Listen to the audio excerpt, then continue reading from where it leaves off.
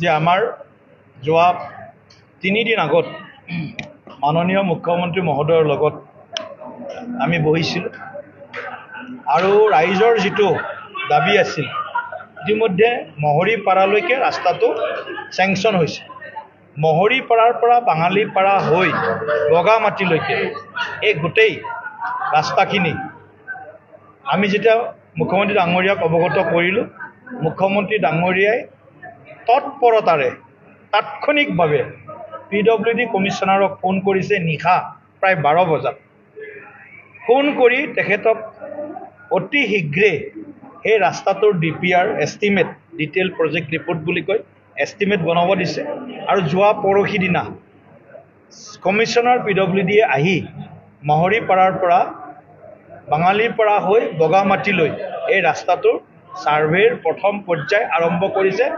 আমি আশা ৰাখিছোঁ জুলাই মাহৰ শেষৰ ফালে অলপ বৰষুণৰ বতৰ কমাৰ লগে লগে বা আগষ্ট মাহৰ আৰম্ভণিতে সেই ৰাস্তাটোক আমি 2 লেন ৰাস্তা হিচাপে, যিটো এতিয়া গোৰেশ্বৰৰ পৰা মহৰীপাৰালৈকে হৈছে বা একেবাৰে বায়তা চাৰিআলিৰ পৰা মহৰীপাৰালৈকে হৈছে, এই ৰাস্তাখিনিও বোধহয় 14 পৰা 16 কিলোমিটাৰমান হ'ব, মানে মহৰীপাৰাৰ পৰা বগামাটিলৈকে গোটেইখিনি ৰাস্তা মুখ্যমন্ত্ৰী ডাঙৰীয়াই, ডক্টৰ হিমন্ত বিশ্ব শৰ্মা ডাঙৰীয়াই, বিজেপি নেতৃত্বৰ NDA চৰকাৰে সেই ৰাস্তাটো ৰাইজৰ অসুবিধাখিনি প্ৰত্যক্ষ কৰাৰ পিছত এই ৰাস্তাটো সুন্দৰ ৰূপত নৱনিৰ্মাণ কৰিব বুলি ইতিমধ্যে সিদ্ধান্ত গ্ৰহণ কৰিছে।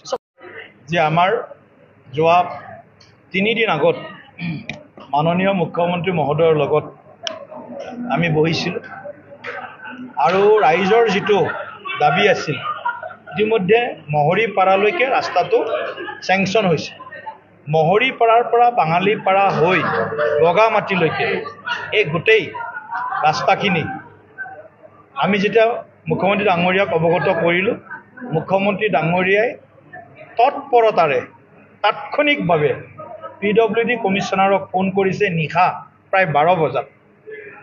ফোন কৰি তেখেতক অতি শীঘ্ৰে সেই ৰাস্তাটোৰ DPR estimate, detail project report বুলি কয়, এষ্টিমেট বনাব দিছে।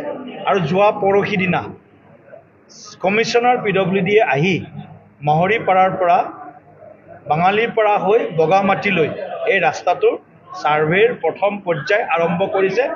আমি আশা ৰাখিছোঁ জুলাই মাহৰ শেষৰ ফালে অলপ বৰষুণৰ বতৰ কমাৰ লগে লগে বা আগষ্ট মাহৰ আৰম্ভণিতে সেই ৰাস্তাটোক আমি 2 লেন ৰাস্তা হিচাপে, যিটো এতিয়া গোৰেশ্বৰৰ পৰা মহৰীপাৰালৈকে হৈছে বা একেবাৰে বায়তা চাৰিআলিৰ পৰা মহৰীপাৰালৈকে হৈছে, এই ৰাস্তাখিনিও বোধহয় 14 পৰা 16 কিলোমিটাৰমান হ'ব, মানে মহৰীপাৰাৰ পৰা বগামাটিলৈকে গোটেইখিনি ৰাস্তা মুখ্যমন্ত্ৰী ডাঙৰীয়াই, ডক্টৰ হিমন্ত বিশ্ব শৰ্মা ডাঙৰীয়াই, বিজেপি নেতৃত্বৰ NDA চৰকাৰে সেই ৰাস্তাটো ৰাইজৰ অসুবিধাখিনি প্ৰত্যক্ষ কৰাৰ পিছত এই ৰাস্তাটো সুন্দৰ ৰূপত নৱনিৰ্মাণ কৰিব বুলি ইতিমধ্যে সিদ্ধান্ত গ্ৰহণ কৰিছে।